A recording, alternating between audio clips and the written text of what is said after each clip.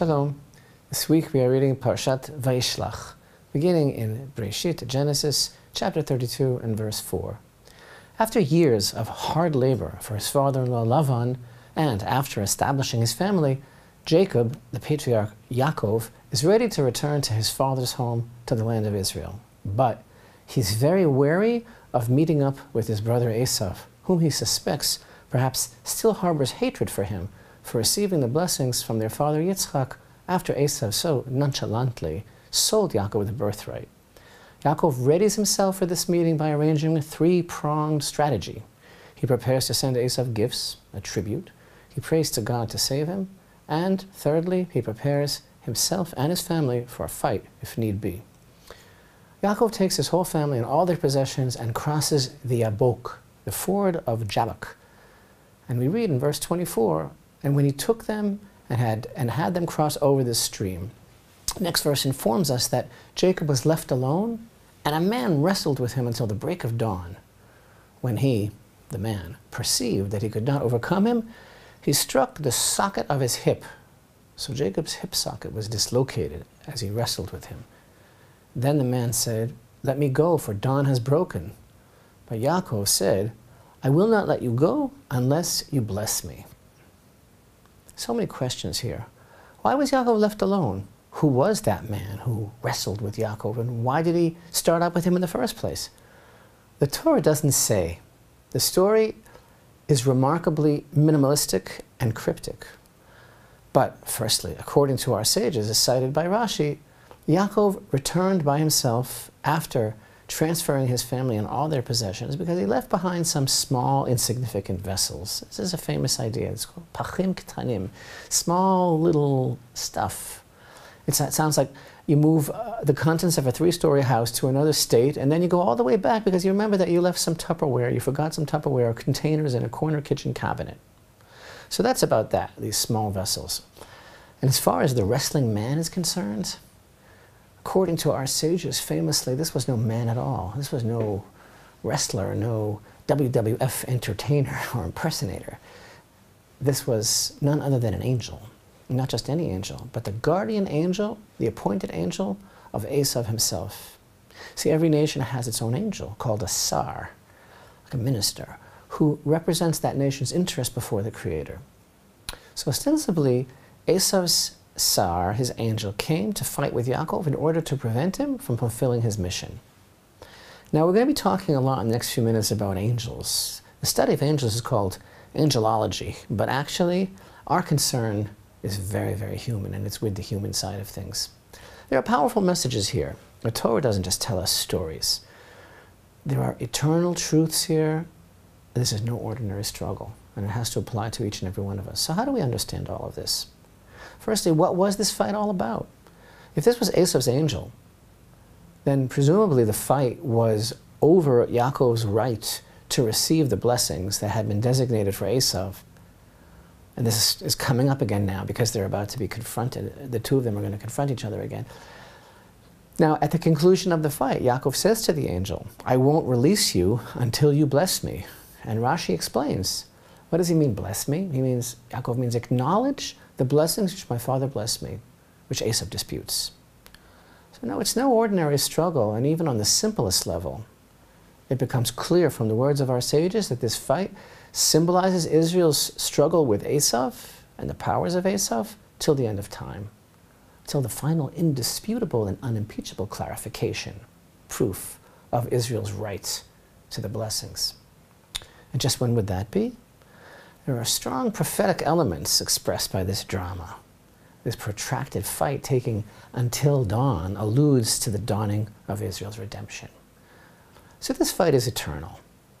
And so far, the levels that we're discussing are actually relatively simple when taken into the context of the vast depth of insight plumbed by our sages on this topic. A few points according to the Midrashim, our sages point out. What's the idea of this Yaakov remained alone? Gosh, those words are actually reminiscent of a prophecy that we'll find much later in the book of Numbers, delivered by that heathen prophet of renown, the wicked Bilam. Numbers 23 and verse 9, he says, "Behold, it is a nation that will dwell alone, and not be reckoned among the nations, as indeed we see the fulfillment of that prophecy throughout the generations with Israel, persecuted and alone, the nations hating the eternal nation with an eternal hatred. But our sages understood this battle as a revelation of power.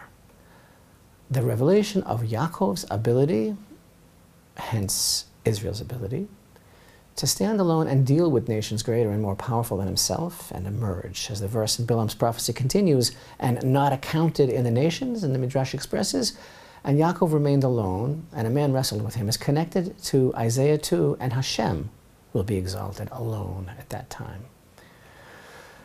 Now, despite the fact that the Torah is so sparing here in providing information, actually, Torah is very instructive to us as to what spiritual levels this battle reached and corresponds to. And thus we read, he battled with him, right? A man wrestled with him, and the word in Hebrew is vayeavek. Vayeavek ish imo, and a man wrestled with him. And the root of that word that we're translating here as wrestling, vayeavek, Aleph bet kuf, the root of it is avak, which basically means dust. So there's a very deep teaching here that our sages have, that it teaches us this verse, that the dust that they kicked up with their struggles, their feet were kicking up dust that reached till the throne of glory. It's a very famous and enigmatic statement, whatever that means, because God doesn't sit on a chair, but there's an idea of a spiritual concept. We have to see what it represents, the throne of glory. So the dust from their fight reached, obscured, as it were, actually obscured the throne of glory. See, there's another verse in the first chapter of the book of Nahum. It states, verse 3, Hashem, the Lord, is slow to anger and great in power, but he will surely not acquit the Lord. His way is with a tempest and with a storm, and cloud is the dust of his feet. So the holy and famous Maharsha commentator explains that the concept of the throne of glory symbolizes the root of the souls of humanity, man. His soul is hewn from underneath the throne of glory, which is an idea meaning that the soul of man in its source is very lofty, and it has a goal, a mission in this world, basically to validate itself, the place that it comes from, and to spread light in this world. So this battle was actually about the chosenness of Israel, which was disputed by Esav, whose mission is to uplift and rectify a man who was created from underneath the throne of glory. And thus their dust of this fight was even obscuring the throne of glory, okay? Now this battle goes all the way to the root of man, as we're pointing out, to the throne of glory, to clarify the divine image in which man, whose soul is hewn from underneath the throne of glory, was created, and his ability to elevate this world with his positive acts. And this battle, in which the throne of glory is involved, right, is reminiscent, reminds me of another battle of sorts, another confrontation according to the Midrashic literature involving the throne of glory, and that's the battle that Moshe had with the ministering angels when he ascended into heaven to receive the Torah. We are taught that the angels sought to banish him. They threatened to cast him out, exclaiming, "What's a mere mortal doing in our midst?" and saying to God, "How could you, God, send your Torah, your eternal Torah, down to earth?" So the Midrash explains, Hashem told Moshe, when Moshe was confounded by the angels kind of ganging up on him, Hashem said to him, hold on to my throne of glory and answer them. And so, as a favorite teaching of mine, Moshe did that. He answered them, and he gave them answers like, when they said, "What are you doing here, and how could you bring the Torah to Israel?" Moshe said, well, the Torah says, for example, honor your father and your mother. Do you have parents? And gave other examples of how the commandments are to be carried out by mitzvot, the commandments are to be carried out by people. So Moshe was proving, as he held on to the throne of glory, source of man's soul, proving to the angels that the Torah was made by God for human beings to keep and not angels. And relevant to our point here, the idea being that in that instance, the sages intend to illustrate that the act of holding on to the throne of glory, which is the root of the souls, gave Moshe the power to overcome the angels, because it proves that man was created to be higher than the angels.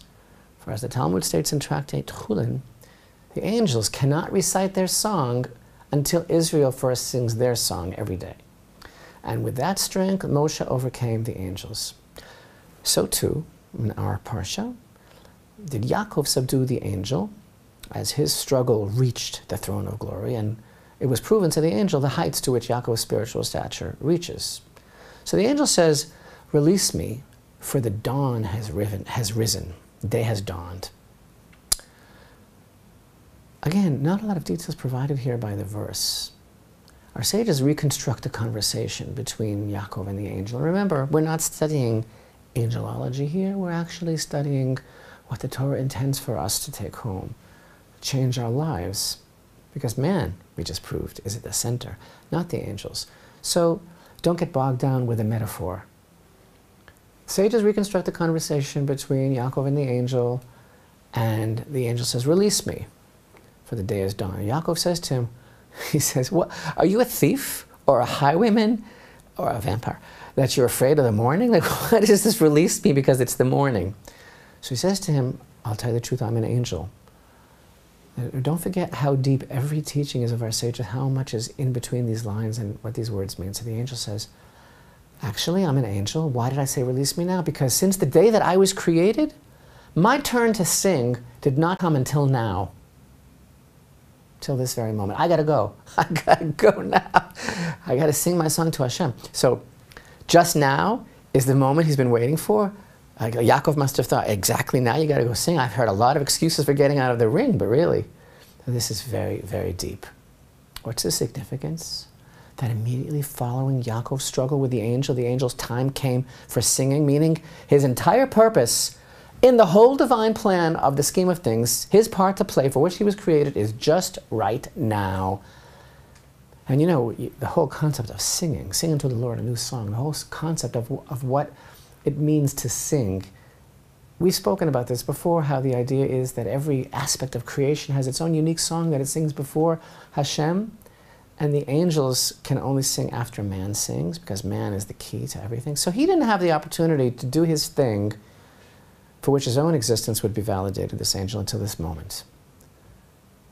So what is that all about? You see, the song of this angel, Esav's guardian, his ally, is actually, obviously, from what we're saying now, a direct result of his confrontation with Yaakov. Until he had his confrontation with Yaakov, he couldn't sing. But now that he was made aware of Yaakov's stature, his time came to sing. So tell me, what do you think that song was? Rudolph the Red-Nosed Reindeer? If now the moment has come for his song to be sung, that angel of Esav is going to be singing a song in the praise of Israel. And the proof is that Yaakov tries to find out the secret of the song. What is it? Is it an acknowledgement of the blessings? And the angel says to him, and he says to Yaakov, "I won't release you until you bless me." And how interesting that the angel needs Yaakov's permission to leave. Yaakov has him. Finally, the angel says to him, "Your name will no longer be called Yaakov, but Israel." Now, according to this, I can understand the following midrash, another midrashic teaching. It says, he said to him, "Release me for my time to sing praises to the Holy One, blessed be He has come." Said Rabbi Levi, in the name of Rabbi Shmuel bar Nachman, the angel tried to get away with not revealing anything to Yaakov. And he said to him, "Listen, ministering angels who reveal the secret of God are cast out from their partition. If I reveal it to you, I'll be cast out." Yaakov said, "Stop, I'm not going to hear another word. You tell me, and I won't release you." So finally he said, I'll reveal to you what you want to know. And if God asks me, "Why did you reveal it?" I'll say, "Master of the universe, your prophets make decrees that you can't even cancel yourself. How much more so I can't cancel it?" So he told him, he said to Yaakov, "God is going to reveal himself to you at Beit El and change your name." That's what happens later in the parsha. So, okay, why is the angel song the mystery of God? What about this song conveys the deepest secrets of the Creator, that it should be forbidden for an angel to reveal its content? If we explain, as we did, that the song of the angel relates to Yaakov's spiritual stature, that he is indeed worthy of the blessings, then I can understand why it would be forbidden for him to reveal it. Because Yaakov, listen carefully, Yaakov has still not proven that worthiness through his own deeds. And didn't he say when he crossed the river, Katonti mikol chasadim, I feel diminished from all your kindness. So he didn't feel worthy yet, that he proved it himself, and until he returns to fulfill his vow, the time hadn't really come yet to reveal that he merited the blessings. And this is what the angel was telling him, that in the future, God is going to reveal it to you and bless you in Beit El and change your name to Israel. So then, why did he do it now? So first of all, what is this referring to, that the angels revealed Hashem's secret and were cast out from their partition? The angel said to Yaakov, I don't want to tell you this, don't force me, but he did force him. Because angels who reveal God's secret are cast away. So what is this referring to? So the commentators on the Midrash explain that this is a reference to those angels. Remember, we're doing angelology here. This is a reference to those angels who revealed to Lot that Sodom was going to be overturned. They weren't supposed to do that. And why was it forbidden for them to reveal to Lot that Sodom was going to be overturned? Because he did not pray for the people of Sodom, as opposed to Abraham, to whom Hashem revealed his intention to destroy Sodom back in Genesis 18 and verse 17. Shall I conceal from Abraham that which I intend to do, and Abraham will be a great and powerful nation, and through him all the peoples of the earth shall be blessed, etc. God wanted Abraham to know the score because he knew that Abraham would pray for them, and indeed that's what he did. The sages teach us here that it is not proper to reveal to a person, for the angels to reveal to a person his level, unless he's going to use it for good. And therefore the angel didn't want to reveal to Yaakov his secret, that in the future the Holy One, blessed be, is going to call him Israel, because he strove with the divine and with man and overcame before its time. So why indeed did the angel reveal the blessing to Yaakov? Because he wanted to allude to Yaakov, the great. He wanted, as if the angel has a ratzon of his own, a will. What is the Torah trying to teach us why God allowed the angel to tell him now? Thank you for correcting me. To allude to Yaakov, the great, powerful potential hidden inside him, which he must use for good. Let's get back to those small vessels for a moment. What was this all about? That Yaakov went back because he left behind some small vessels. In this verse, this expression in rabbinic literature, pachim ketanim, it sounds like just insignificant, unnecessary plastic objects. His last possessions after the whole move of all his possessions. He retraces his steps and he goes back to get them.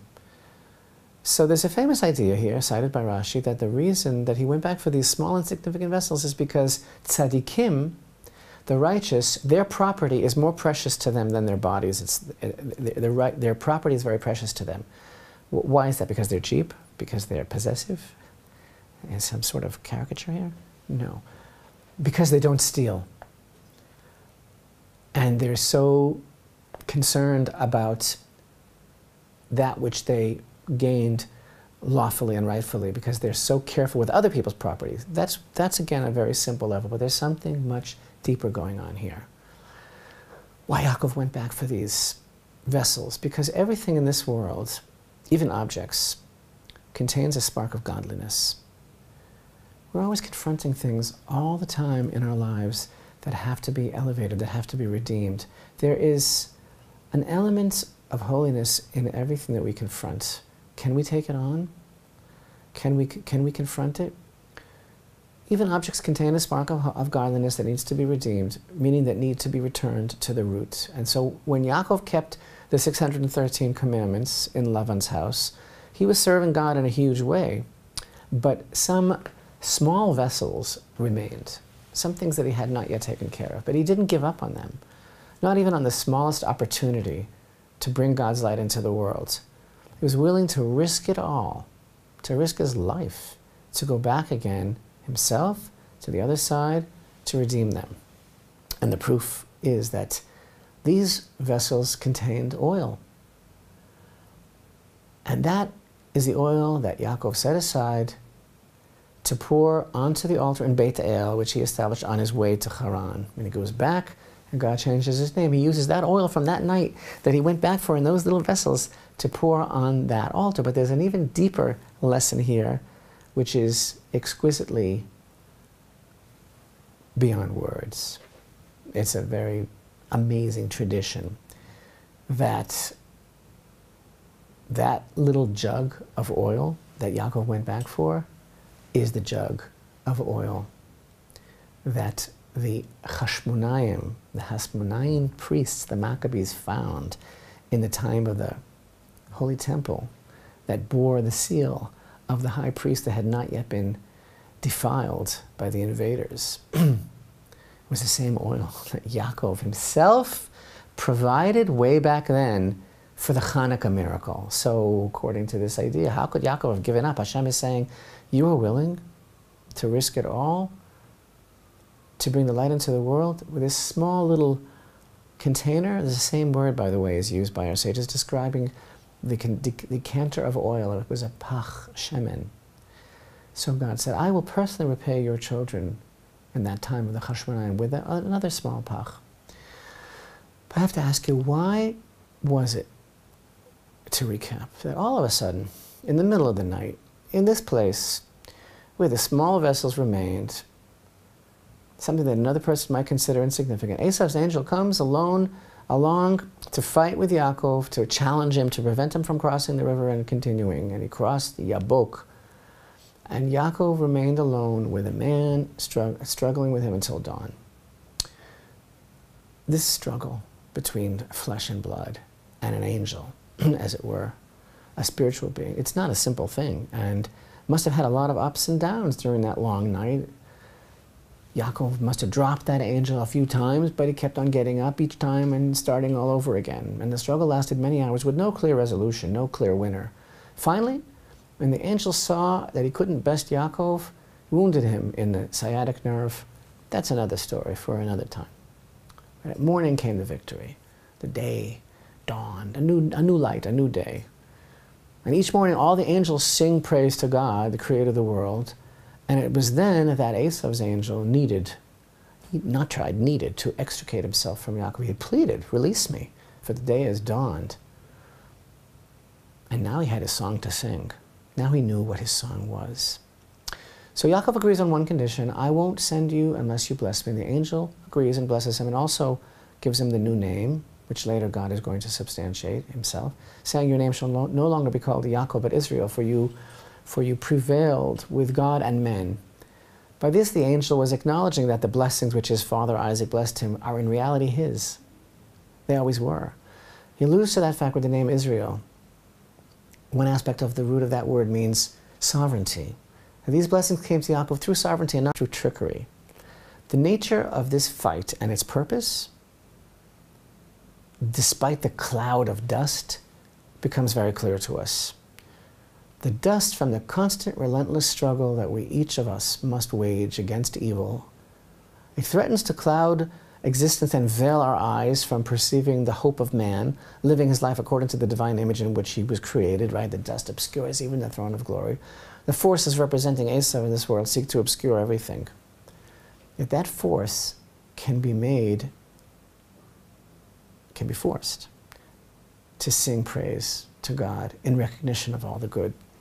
It all depends on our fortitude, resolve, courage, all the things we learned from Yaakov. Resolve, fortitude, courage to fight the fight, which isn't necessarily always with an external foe. Sometimes the greatest opposition of our reclaiming our divine image comes from within ourselves. Maseh avot siman lebanim. The sages teach that that which happened to the fathers, that which befell the fathers, is a sign for the children. Because Yaakov did not give up on the small things. He fought with an angel, a great power, all night long. And even though the angel wounded him, Yaakov did not give up. And ultimately, at dawn, he was victorious and subdued the angel and turned him for good, until the angel himself blessed Yaakov. This is all Ma'aseh avot siman lebanim. This is all a sign of what befalls every generation. This battle is ongoing for each and every one of us throughout the generations. The ultimate victory comes at dawn, as in the verse that we read in Isaiah chapter 58 and verse 8. Then your light shall break forth as the dawn, and your healing shall quickly sprout, and your righteousness shall go before you. The glory of Hashem shall gather you in.